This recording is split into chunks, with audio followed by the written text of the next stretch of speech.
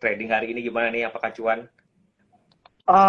Hari ini jujur saya banyak wait and see sih, meskipun ya adalah entry di beberapa posisi yang belum belum floating profit, belum floating loss juga. Karena memang lagi berhati-hati juga ya saya Mas William ya terhadap market yang ya kita tahu sama-sama tahu dalam 2 bulan terakhir rada kurang seru ya mungkin ya kayak gitu. Betul, betul. Banyak sekali sih ya sentimen-sentimen yang mempengaruhi ya, Ya, yang ya, justru membuat IHSG kita fluktuatif dan bingung ya, membuat ya, bingung ya Om Silent ya. betul. Iya. Oke Om Silent, sebelum ngobrol lebih jauh nih, kira-kira boleh diceritakan nggak Om? Ini penonton kita belum tahu banyak nih terkait apa Silent Trader Academy. Om Silentnya sendiri boleh ceritakan nggak latar belakangnya Om Silent? Apakah lebih condong ke investasi atau trading nih Om Silent? Oke. Sebelumnya thank you untuk BRI dan Reksa ya gitu ya yang udah invite untuk collab, dan selamat kenal ya, selamat malam teman-teman. Saya biasa dipanggil dengan sebutan Om Silent, founder dari komunitas Silent Trader Academy. Jadi kurang lebih saya udah di pasar modal itu 6-7 tahun ya, kurang lebih ya 6 sampai 7 tahun. Dan mungkin orang pada bertanya nih ya Mas ya terkait nih kenapa sih kok orang pakai topeng gitu ya. Mungkin satu-satunya mungkinnya saat ini yang masih konsisten gitu menggunakan topeng. Jadi sedikit cerita, sedikit alasan bahwa saya ini sifatnya bertolak belakang mungkin dengan hampir sebagian besar influencer. Kenapa? Karena menurut saya ketika kita mau belajar, kita harusnya tidak memandang fisik ya.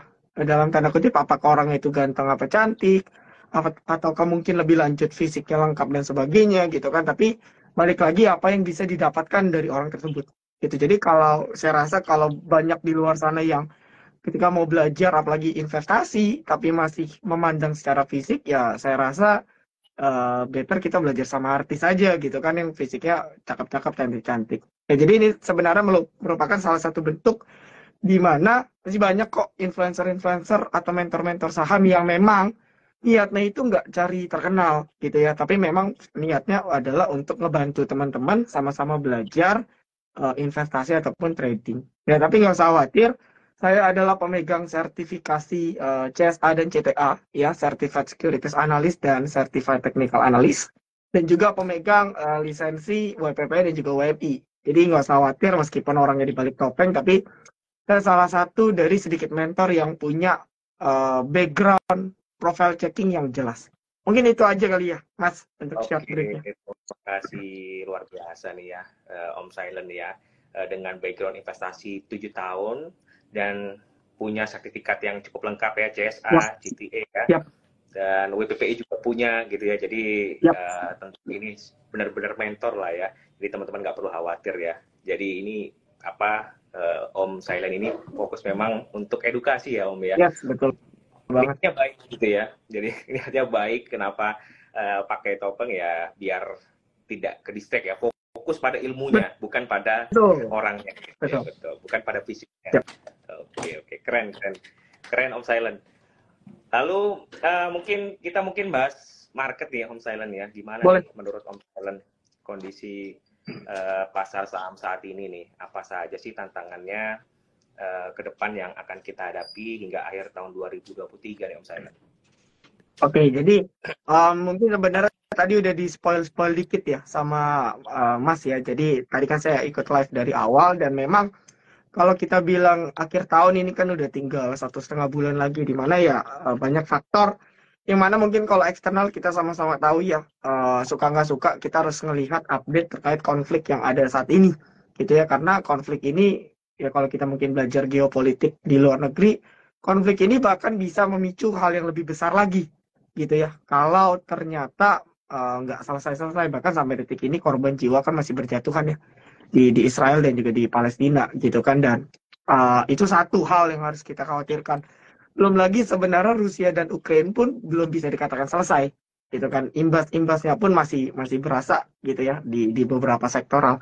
Lalu berikutnya kalau kita bahas makroekonomi, ya salah satu hal yang wajib kita cek juga adalah hasil-hasil ekonomi ataupun data-data rilis ekonomi di Amerika Serikat gitu ya. Tadi ada di spoil terkait suku bunga ya meskipun kemarin itu The Fed masih tetap ya Mas ya tidak naik tidak turun masih flat, tapi memang kan ada nada-nada, ada potensi bahwa masih potensi untuk dinaikkan gitu ya untuk suku bunga. Dan yang jadi masalah sebenarnya kalau kita kaitkan dengan data ekonomi di kita, jarak antara suku bunga kita dengan The Fed ini udah terlalu tipis.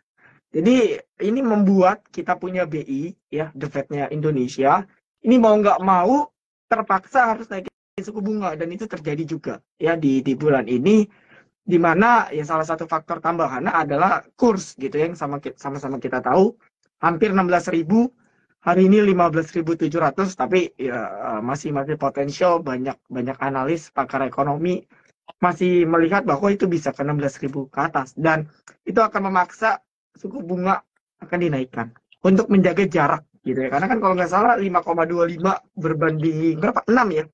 Berbanding 6%, selisih kurang lebih 0,75-an, sehingga investor itu akan cenderung ya go better invest di Amerika aja. Karena secara resiko Amerika ratingnya E kalau nggak salah ya. Ratingnya A, sedangkan kita tuh masih BB plus ya, triple B plus kalau nggak salah. Jadi secara resiko lebih kecil, return mirip-mirip. Ya, that's why itu juga terjadi capital outflow yang besar selama mungkin ya 6 bulan terakhir atau berapa bulan terakhir, itu capital outflow sampai sekarang.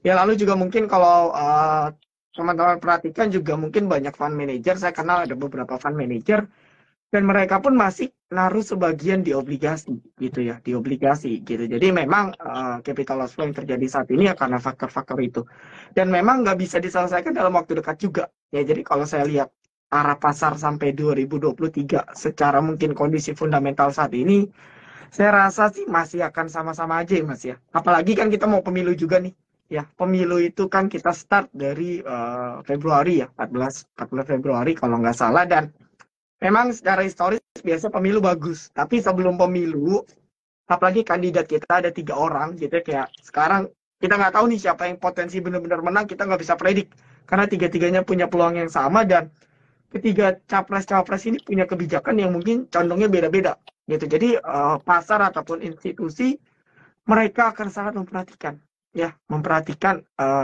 apa namanya pemilu kita ini seperti apa. Dan bahkan mungkin kalau sedikit singgung, di tahun depan ya pemilu juga bukan kita doang gitu ya, banyak negara-negara besar yang pemilu, salah satunya mungkin Amerika Serikat ya, kalau nggak salah ada Amerika, ada India juga kalau nggak salah ya, ada pemilu juga. Jadi banyak hal yang mempengaruhi, sampai bahkan bukan tahun ini aja, mungkin sampai semester 1 tahun 2024 banyak hal yang akan terjadi, dan saya rasa IHSG mungkin masih akan sideways aja ya, sampai nanti hasil pemilu apakah disukai oleh para investor asing, itu pasti akan kelihatan gitu ya dari pasar. Mungkin untuk awal briefnya seperti itu kali ya Mas. Iya betul banget ya. Memang banyak sekali ya katalis-katalis yang mempengaruhi market kita ya, Yep. Om Silent ya. Dari apa namanya suku bunga yang tinggi gitu ya, spread yang membuat spread antara BI 7 days reverse repo rate dan juga Fed fund rate yang mulai tipis, yang membuat nilai tukar rupiah kita anjlok gitu ya. Banyak sekali katalis-katalisnya ya. Belum lagi momen pemilu. Biasanya momen pemilu dampaknya mungkin besar ke real ya daripada ke market ya. Karena kalau kita lihat beberapa kali pemilu ya, uang yang berputar itu justru di pasar real ya, yang mana mereka selalu bagi bantuan sosial gitu ya, dan juga apa namanya BLT gitu ya. Tapi memang kalau kita lihat secara historis sih market plus minus akan respon positif. Tapi kalau kita lihat kemarin kan capres dan baca presnya kan 2, nah sekarang kan 3 gitu ya. Jadi ini yang mungkin jadi pertimbangan investor ya untuk investasi. Apalagi visi misinya beda-beda gitu ya. Betul. Ada yang melanjutkan, ada yang restart gitu ya. Jadi perlu investor untuk melihat ke depannya seperti apa begitu ya. Terus mungkin saya boleh nambahin Mas Dana, saya baru ingat nih, mungkin saya mau nambahin sedikit. Jadi mungkin teman-teman nanya ya, Om Silent kenapa sih kok kita harus ngerti politik gitu ya. Setidaknya kita sebagai investor atau trader, at least basic kita harus ngerti politik, karena suka nggak suka kebijakan pemerintah itu akan mempengaruhi teman-teman. Dan Saya keinget waktu bulan akhir Agustus lalu, itu bareng Asosiasi Analis Efek Indonesia ke Singapura. Kita berkesempatan ke kantornya JP Morgan yang Singapura. Ya, dan salah satu pembicara dari mereka gitu ya, fund manager dari mereka bilang bahwa suka nggak suka ya, institusi itu suka dengan pemerintahan kita saat ini. Ya, ini saya nggak mendukung salah satu pihak ya, tapi maksudnya bahwa mereka suka dengan kepemimpinan saat ini sehingga mereka mau menginvestasikan uang mereka gitu ya di bursa saham khususnya ya. Kalau JP Morgan itu sebenarnya mereka lebih condong ke banking. Tapi di sini menunjukkan bahwa siapapun nanti presiden yang kepilih, kita suka nggak suka akan sangat mempengaruhi arah pasar modal kita ke depannya. Ya, itu contoh dari salah satu fund manager terbesar ya, itu JP Morgan. Kemarin waktu bulan Agustus saya ke sana, mereka bilang seperti itu. Oke, menarik. Menarik. Berarti teman-teman dapat bocoran nih ya, bahwa JP Morgan ini mempertimbangkan pasar kita juga, gitu Yes. ya. Dan khususnya banking, gitu ya. Dan mereka mantau juga ya sebenarnya politik kita, gitu ya. Dan harapannya mungkin politik yang stabil ya, Om Yes. Silent ya. Yang Wajib, diharapkan. itu wajib. Kita harus wajib menjaga itu. Kalau nggak bahaya, Mas.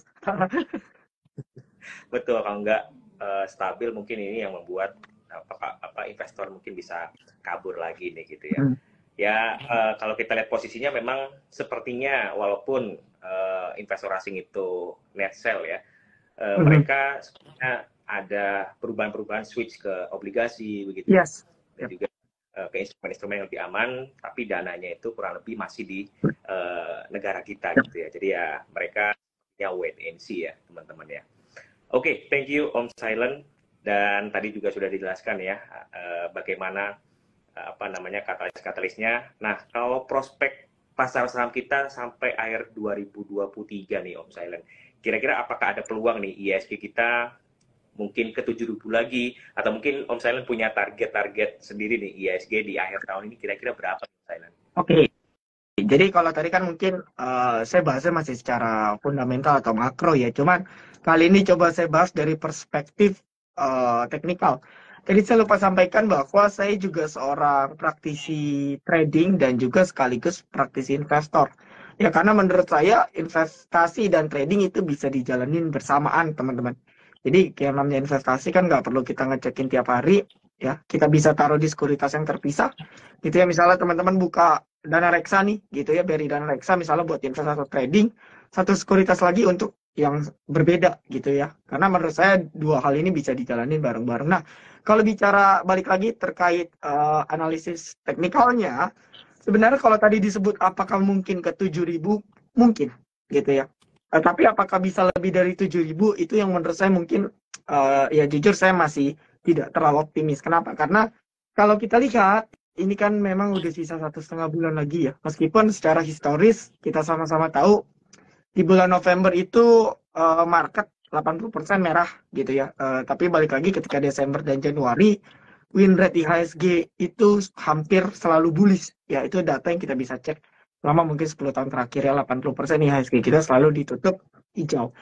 Nah cuman yang perlu kita pahami juga bahwa sejak Desember lalu, saya ingat banget awal Desember tahun lalu, sampai detik ini IHSG masuk ke dalam fase yang dinamakan non-trending atau sideways. Jadi yang jadi problem ialah technical market saat ini trading range-nya walaupun sideways tapi lebar. Jadi jarak 7.000-an sampai 6.500. Itu kalau diukur kurang lebih hampir 7-8%. Sehingga kalau sideways dalam range yang lebar, ini yang terjadi dalam beberapa bulan terakhir. Juli, Agustus kita happy. IHSG hampir tembus 7.000 bahkan lebih. Tapi ketika turun gagal ke area support, uji ke 6.500, kita mual. Gitu ya. Di bulan Oktober mungkin banyak dari teman-teman yang babak belur dan sebagainya, karena trading range-nya lebar. Nah, jadi menurut saya dengan kondisi saat ini, window dressing mungkin akan terjadi. Ya, potensi mungkin masih ada. Gitu ya. Cuman mungkin kenaikannya terbatas. Paling itu aja. Karena menurut saya kalau market butuh bisa untuk break di 7.000 dan lebih, menurut saya mungkin itu after pemilu. Dengan catatan mungkin situasi politik kondusif dan mungkin presiden yang menang mungkin adalah yang diminati oleh para pelaku pasar. Gitu. Mungkin itu dulu, Mas Dana. Oke. Oke, jadi prediksinya bisa ya ke 7.000 ya. Yap, Tapi yap. untuk lebih sepertinya ini butuh katalis lebih ya Yes, sepertinya ya. betul katalis kuat. Thailand ya. Betul, betul. Butuh katalis kuat untuk bisa tembus. Kalau kita lihat secara teknikal memang ISG kita cukup sideways ya, Yap, cukup lama ya. Jadi mungkin apa namanya kita nunggu juga capital inflow ya karena memang itu bensinnya ya. yes, Bensinnya betul. untuk indeks kita bisa naik lagi ya. Kalau misalnya belum ada itu sepertinya agak berat ya. Lalu Yap, tadi agak sedikit tambahin strateginya tadi salah satunya yaitu di spread ya. Apa namanya yes, aset-aset kita gitu ya. yap. Nah di Bridge sendiri juga ada fitur multi account Om Silent. Oke, Jadi kita bisa oke. buka lebih dari satu akun. Jadi teman-teman nggak usah khawatir kalau misalnya nanti bingung ya untuk memisahkan aset investasi dan aset trading di mana gitu ya, tinggal buka akun lagi aja gitu ya, buka akun Oke. lagi nanti dikasih Berarti username yang beda lebih tapi mudah dalam lah satu. ya untuk diversifikasi ya Mas ya. Betul, Lebih enak tuh kalau gitu udah. betul. Jadi bisa buat invest, bisa buat trading, tinggal kalian pilih gitu ya. Oke. Nah, Om Silent, eh, tadi mungkin terkait window dressing tadi menarik sudah disinggung sama Om Silent ya. Dan prediksinya window dressing mungkin ada ya. Yap. Mungkin ada, tapi dampaknya mungkin tidak terlalu besar gitu ya.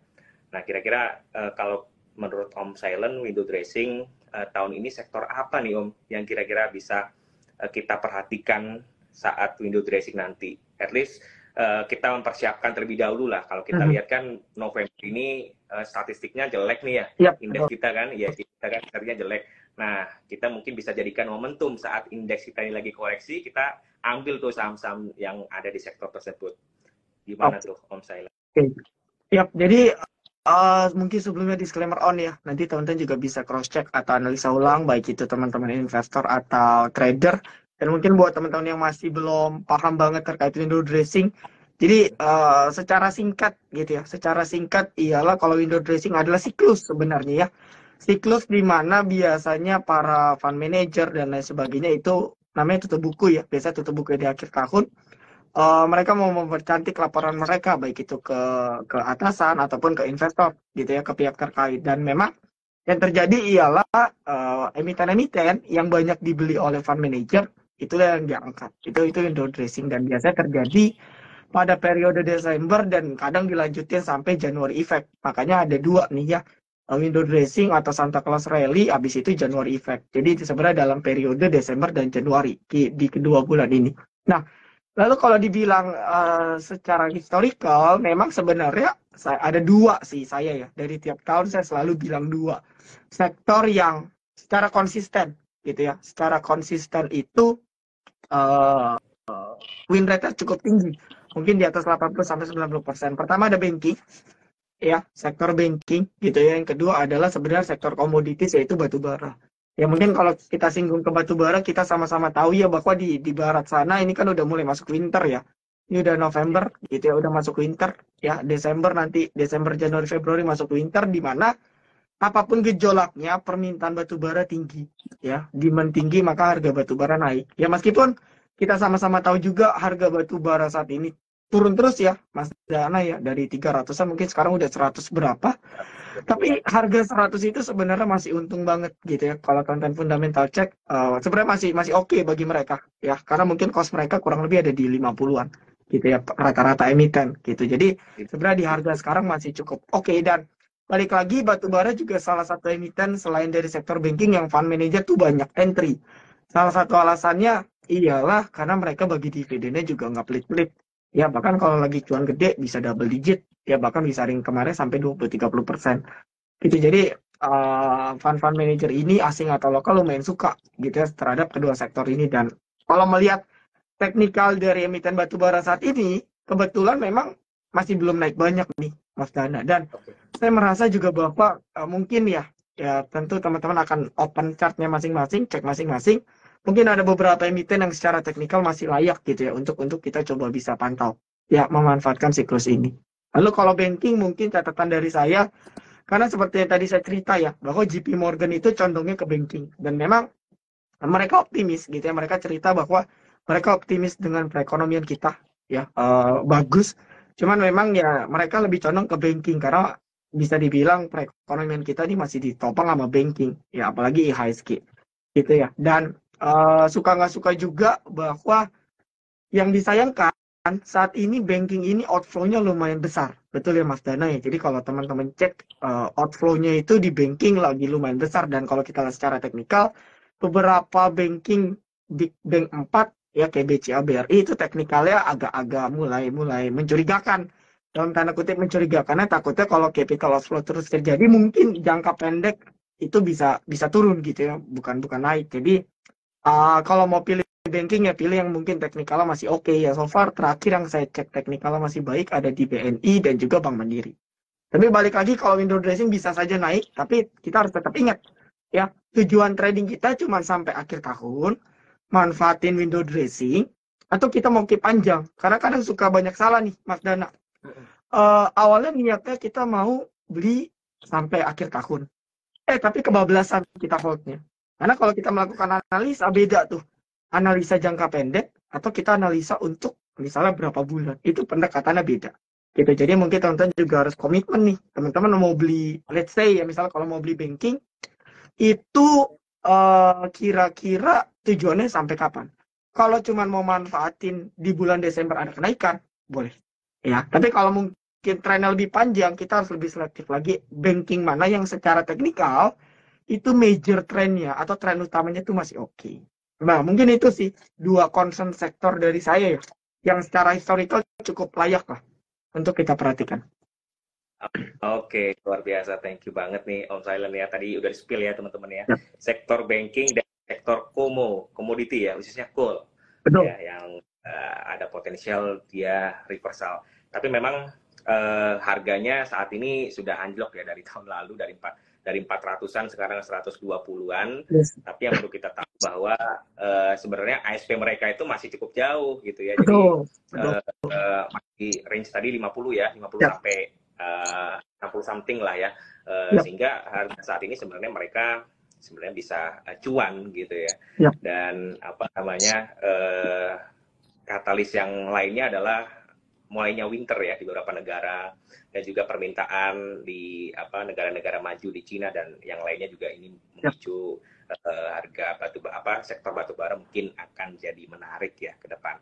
Kalau untuk banking ya kita tahulah tadi ya benar udah jelaskan sama Om Silent, banking ini proxy indeks ya, proxy ekonomi juga gitu ya. Jadi kalau misalnya ekonomi kita recover, indeks kita mulai turn around ya, harusnya indeks sektor banking yang jadi leadingnya ya, begitu ya Om Silent ya. Ya, betul. Oke. Nah, menyambung yang tadi Om Silent ya, strategi di akhir tahun 2023 ini kira-kira kalau Om Silent sendiri, bagaimana sih strategi yang cocok? Apa sih strategi yang cocok? Apakah investasi jangka panjang, menengah, atau pendek nih Om Silent nih? Kalau kondisi saat ini. Oke. Kalau kondisi saat ini dan apalagi mungkin teman-teman yang hitungannya masih belajar lah. Saya juga masih belajar. Tapi mungkin maksudnya bagi teman-teman yang baru kenal saham berapa bulan atau mungkin baru setahun. Dengan kondisi saat ini saya masih menyarankan investasi jangka panjang. Meskipun tetap dalam prosesnya tadi kan saya sampaikan kayak tadi di BRI Dana Reksa bisa buka 2 account, satu kita untuk invest jangka panjang, satu kita latihan trading ya dengan uang kecil gitu ya untuk latihan, itu fine aja. Tapi secara overall saya masih nyaranin strategi jangka panjang. Nah, perlu kita ketahui bahwa investasi itu sebenarnya cuma ada 2 nih yang kita cari. Pertama cari emiten yang fokusnya kasih capital gain ya. Jadi kita beli di harga murah, jual di harga setinggi-tingginya. Selisih harga itu disebut capital gain.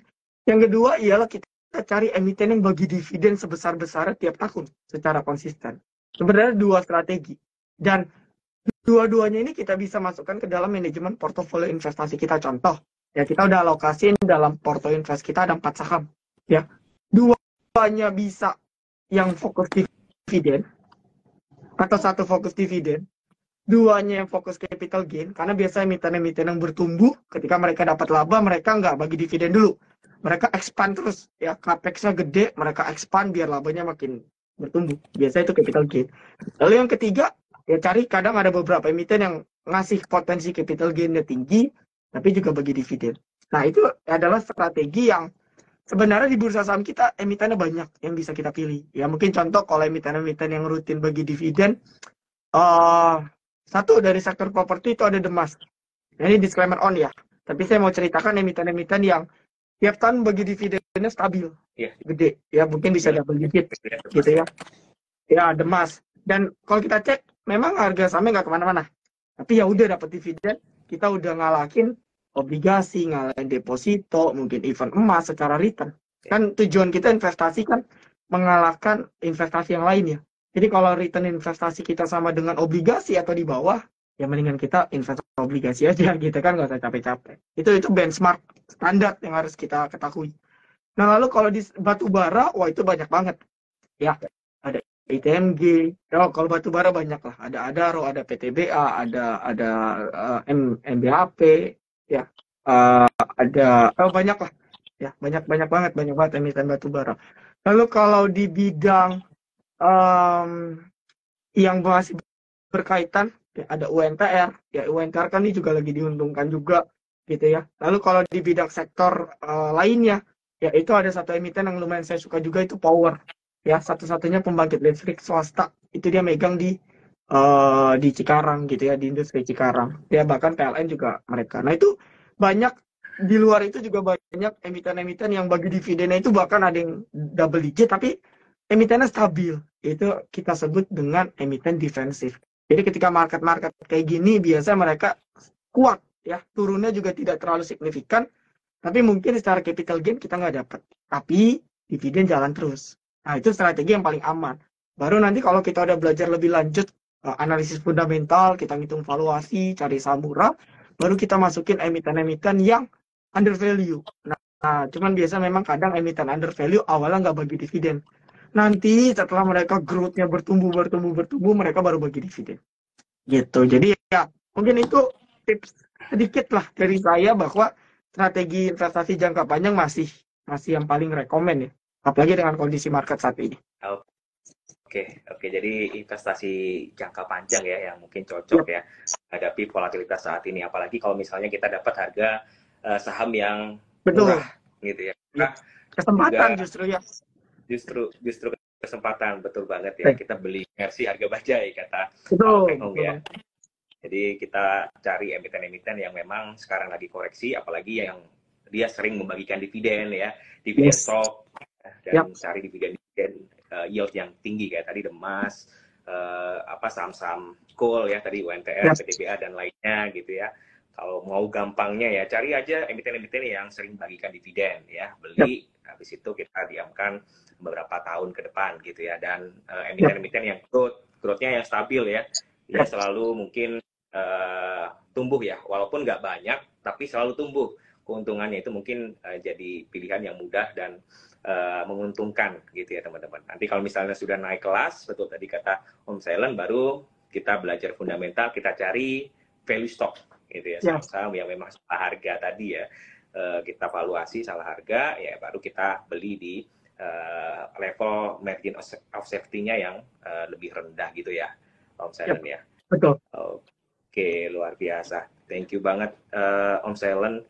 Dan mungkin selanjutnya nih, biasanya Om Silent ya, itu tadi mungkin kita bisa terapkan ya strategi investasi jangka panjang ya hingga sampai tahun 2024. Kalau untuk sampai akhir tahun mungkin investasi jangka pendek ya Om Silent ya. Betul. Investasi jangka pendek atau mungkin trading jangka pendek. Nah biasanya Om Silent pakai metode apa yang paling banyak nih? Hadapi market yang volatil kayak gini nih.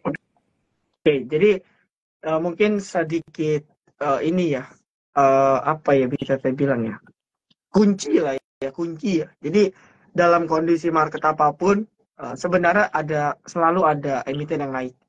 Nah, cuman mungkin kadang permasalahannya di bursa kita, kadang emiten yang naik likuiditasnya bermasalah. Dalam tanda kutip, kita bisa beli dan juga bisa jual. Ya, itu problem yang terjadi kalau teman-teman lihat top gainernya rata-rata emiten random yang tiba-tiba naik. Dan kita juga nggak tahu nih naiknya gara-gara apa. Gitu. Jadi suddenly tiba-tiba naik belasan persen, besok KRB. Misalnya. Itu sering terjadi itu dalam 2 minggu terakhir dan mungkin teman-teman ngecek. Jadi ini lebih kepada filtering ya teman-teman ya. Apalagi dalam kondisi market yang kita belum tahu nih saya bisa sampai kapan. Filtering pertama dari likuiditas. Ya, likuiditas itu bisa dicek dari dua. Itu paling gampang. Pakai volume. Ya, kita ngecek misalnya chartingnya BRI dan Reksa, teman-teman buka, masukin volume. Teman-teman cek kalau volumenya rata-rata misalnya cuma transaksi 2.000 lot atau di bawah 10.000 lot, itu biasanya kalau saya hindari.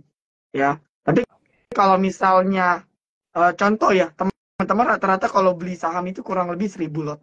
Ya, lalu transaksi volume rata-rata harian saham itu di atas 1.000 lot. Sebenarnya itu teman-teman masih bisa baik. Tapi kalau saya biasanya minimal 10.000 lot rata-rata transaksi sahamnya.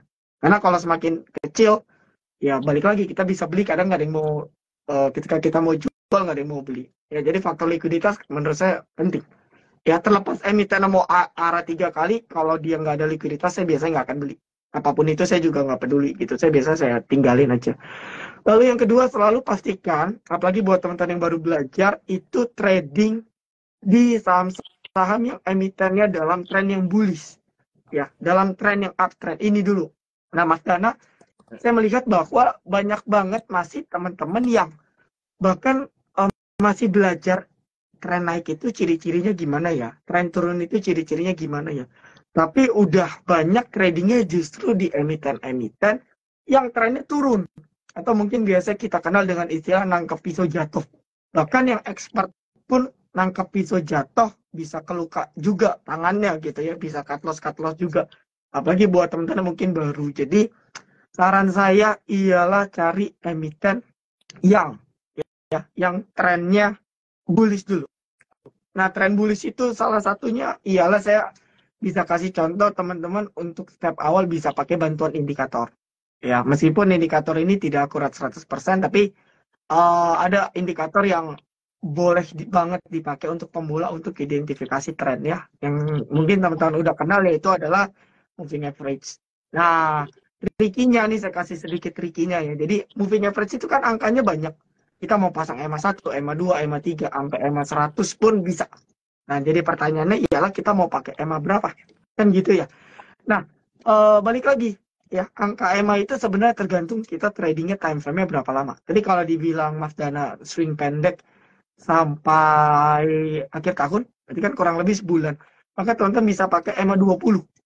Ya, itu salah satu moving average common rata-rata 20 hari ke belakang. Jadi tinggal cari emiten-emiten yang berada di atas EMA 20, ya, kita bisa filtering. Jadi kan udah terkikis tuh. Dari 900 saham, paling emiten-emitennya di atas EMA 20 paling cuma 200 sampai 300. Lalu kita filtering lagi dari likuiditas paling sisa 100 atau 50. Nah, lalu yang ketiga ialah pastikan ketika kita mau beli, volume perdagangannya itu cukup tinggi. Ya, dalam mungkin seminggu sampai 2 minggu terakhir. Gitu ya. Jadi, balik lagi dengan likuiditas, kita bisa cek pakai volume. Ya, tapi pastikan juga bahwa volume perdagangannya naik. Kenapa? Karena kalau kita belajar analisis teknikal, ada yang namanya Dow Theory. Ya, salah satu Dow Theory menyatakan bahwa volume must confirm the trend. Jadi, tren saham itu naik, suatu saham itu naik, harus disertai dengan volume. Kenapa? Karena kalau volume perdagangannya juga nggak meningkat, cepat lambat emiten akan bearish divergent atau nanti akan terkoreksi.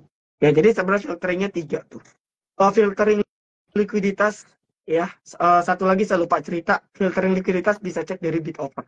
Ya, kalau teman-teman cek misalnya saham apa BBCA, cek aja per picknya itu per harga rata-rata bid offer berapa. Kalau 1.000 ya maksimal, kalau kita beli maksimal 1.000 lot. Lebih dari 1.000 lot itu kita udah nggak layak. Ya, tapi balik lagi BBCA kan kalau beli 1.000 lot sultan ya. Tapi contohnya seperti itu. Misalnya kita cek saham-saham small cap yang rata-rata bid offernya cuma 5.000, maka maksimal beli itu 5.000 lot aja. Gitu. Lebih dari itu udah nggak dianjurin. Karena kita bisa guyur emiten kita sendiri gitu ya kalau kita beli lebih dari itu. Itu cara paling gampang. Lalu filtering likuiditas, filtering trend. Kayak tadi contoh kalau sampai akhir tahun bisa pakai bantuan EMA 20 dulu. Kalau mungkin teman-teman masih belajar identifikasi tren ya, kita bisa pakai bantuan moving average.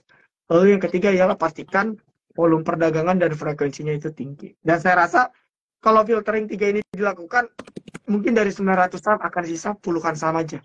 Nah, itu tinggal kita buka satu-satu chartnya yang sesuai dengan karakter kita, kita bisa entry. Gitu.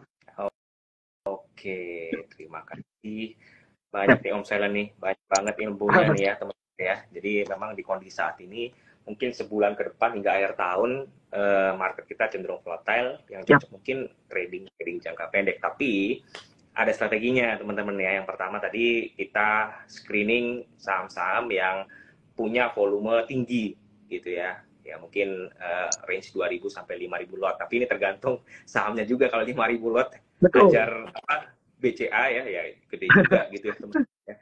Dan value-nya mungkin kisaran 2 sampai 5 bio ya Ya, biasanya ya Om Silent. bisa by nominal juga. Mm-mm.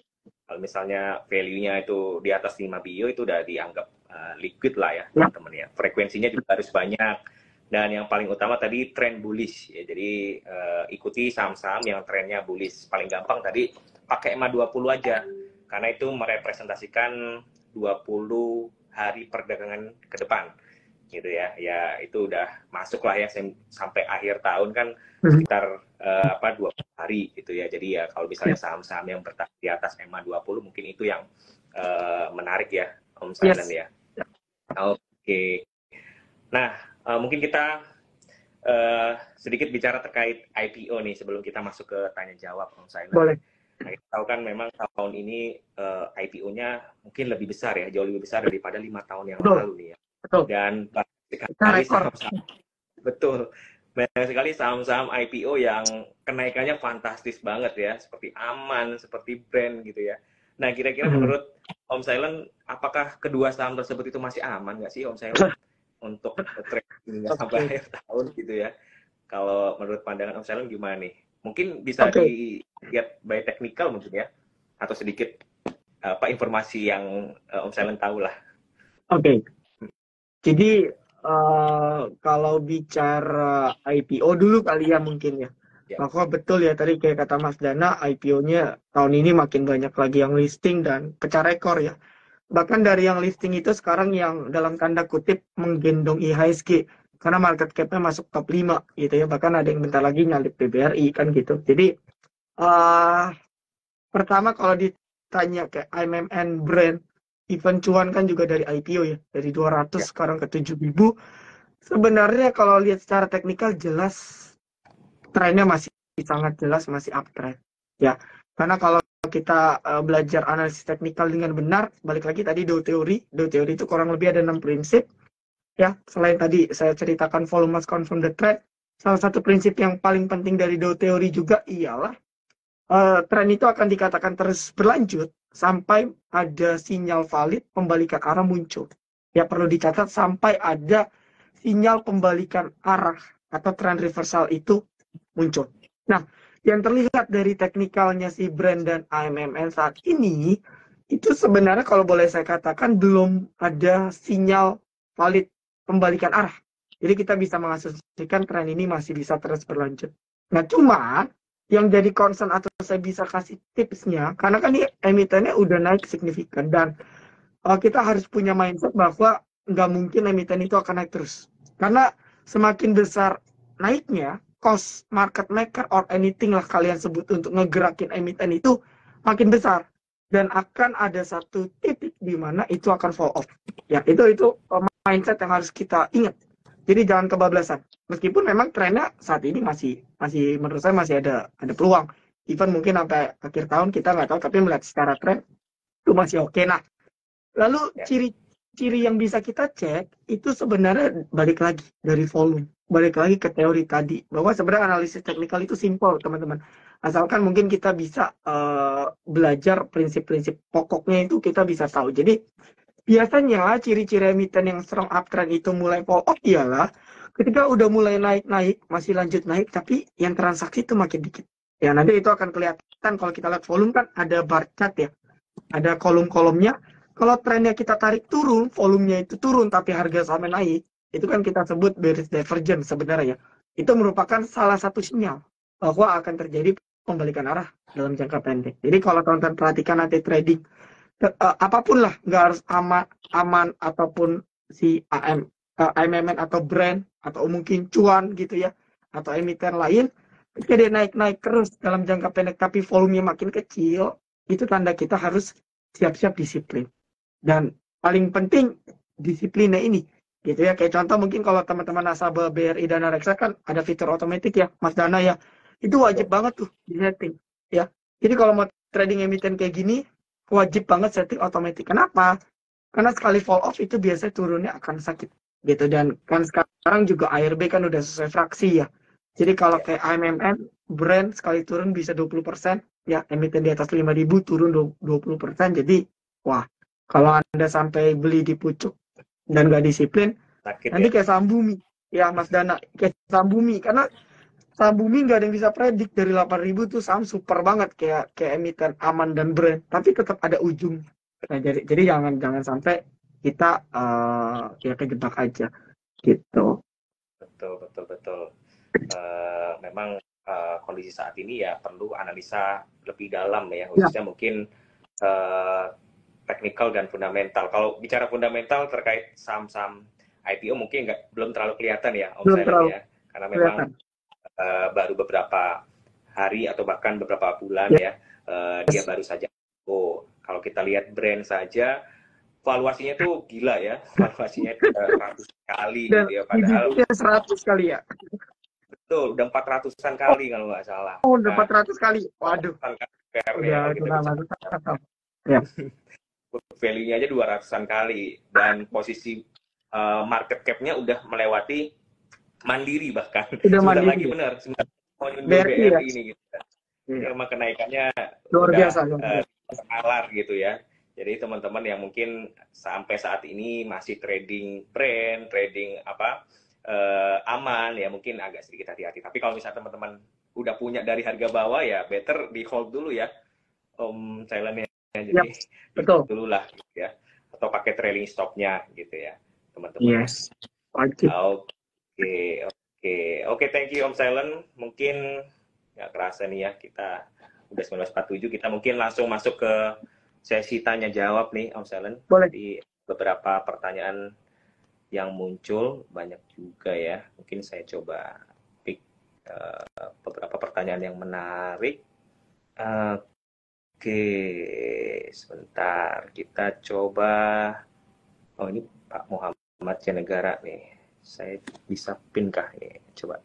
Nah, kenapa ya beli saham itu beda dengan beli reksadana? Kalau di saham ini ada istilah HK-HQ, sedangkan reksadana tidak ada istilah HK-HQ.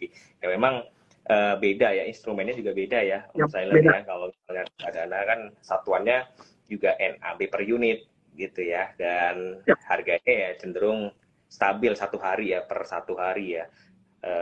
Apa namanya harga closingnya gitu ya teman-teman ya. Jadi ada HK-HQ ya sesuai dengan NAV per unit ya, sesuai dengan nilai aset atau AUM ya, ya, dan juga kinerja dari reksadana itu ya.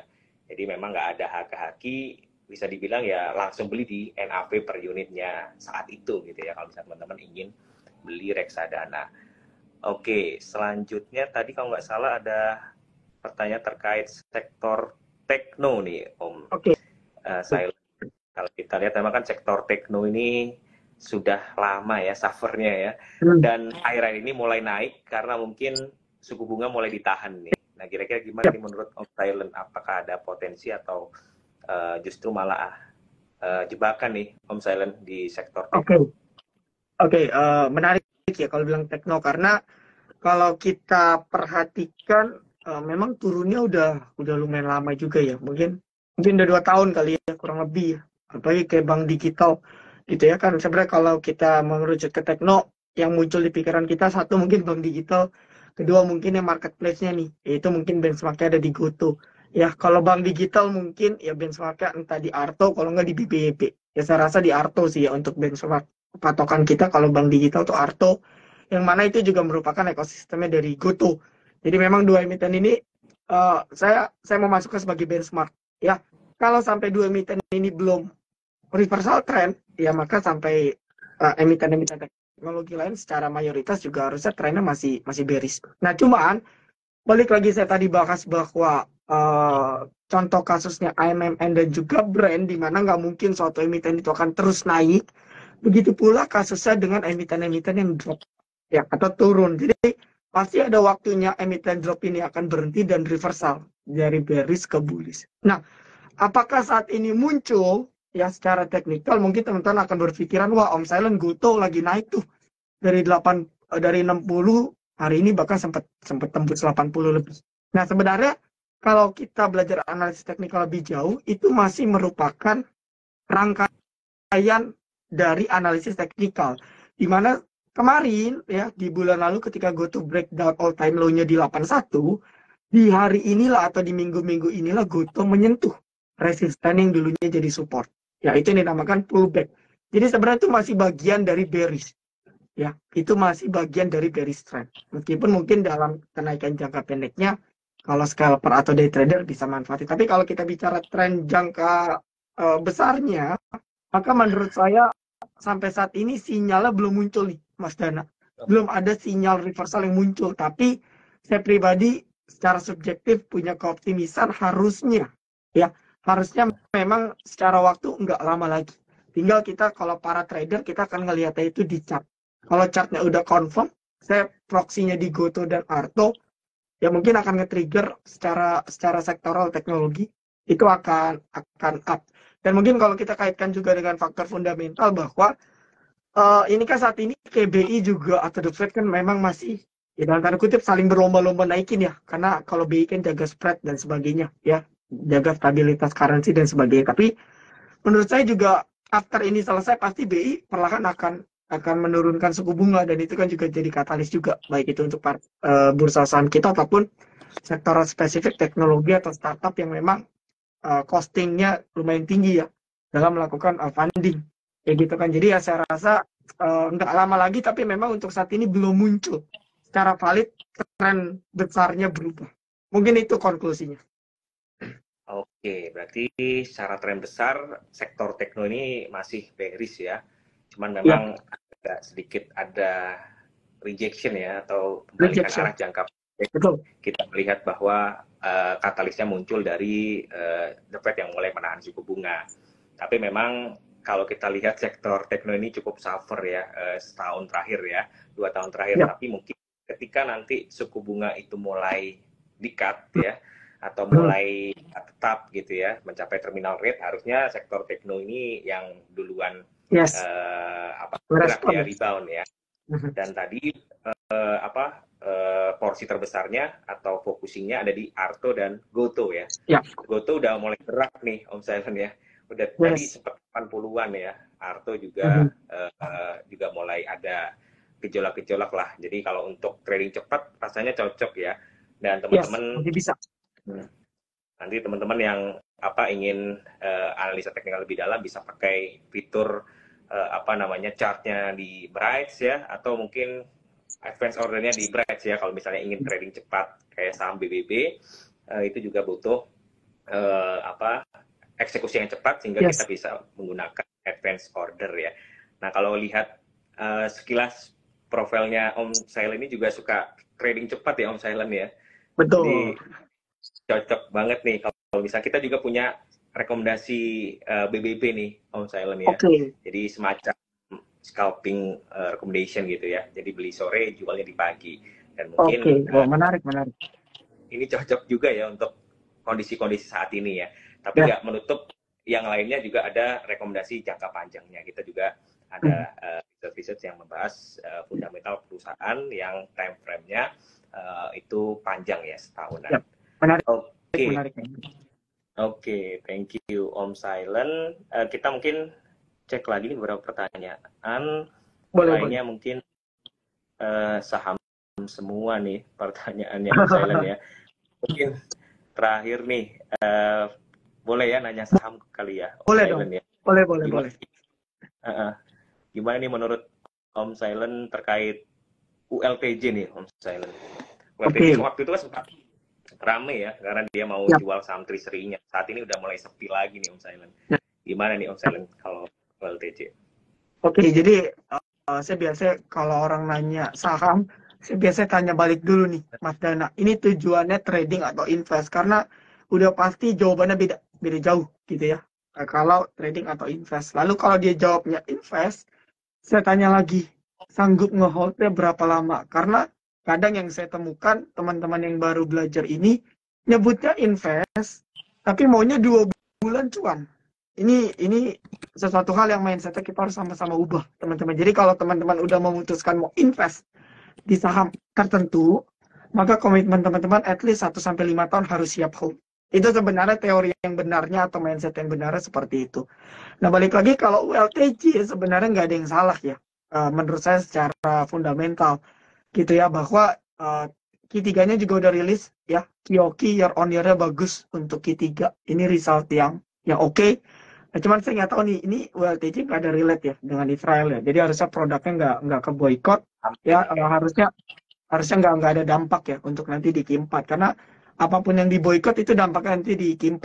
Itu nanti rilisnya di tahun depan gitu. Tapi ya masih lama, masih berapa bulan lagi. Jadi secara fundamental overview, saya melihat ULTJ oke ya. Tahun ini dengan Q3 yang baru rilis itu sebenarnya bagus. Nah, cuman tinggal kita kondisikan kita nge-holdnya mau berapa lama. Kalau secara teknikal mungkin memang masih rada-rada sepi.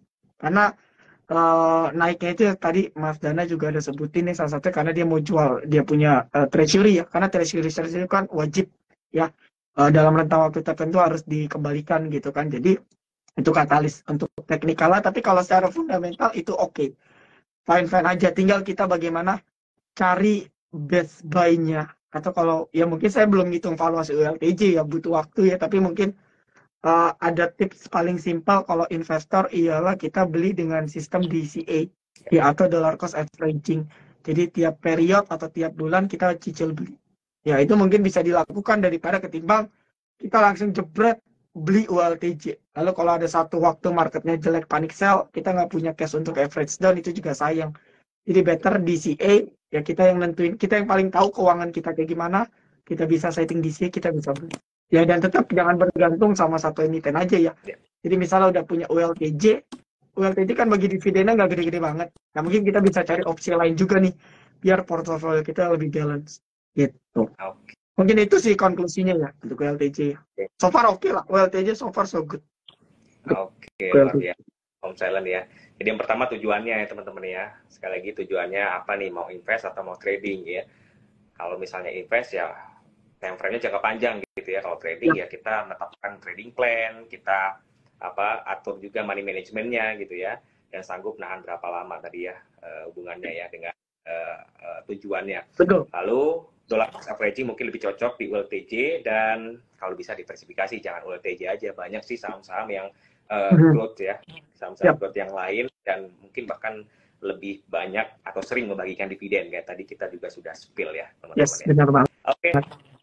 Thank you Om Silent, kita nggak kerasa ini sudah sejam lebih ngobrolin market ya, dan udah diskusi nih sama teman-teman di sini yang nonton. Mungkin sebelum kita akhiri ada pesan-pesan untuk breeders sekalian dari Om Silent. Oke. Sebelumnya thank you buat yang udah standby dari awal sampai akhir. Ya mohon maaf, tiba-tiba suddenly suara saya agak aneh ya. Mungkin kebetulan merasa nggak zaman. Tapi semoga apa yang disampaikan bermanfaat, dan tentunya disclaimer on ya, teman-teman tetap perlu analisa ulang. Karena kalau apalagi bicara investasi, conviction itu penting ya, keyakinan.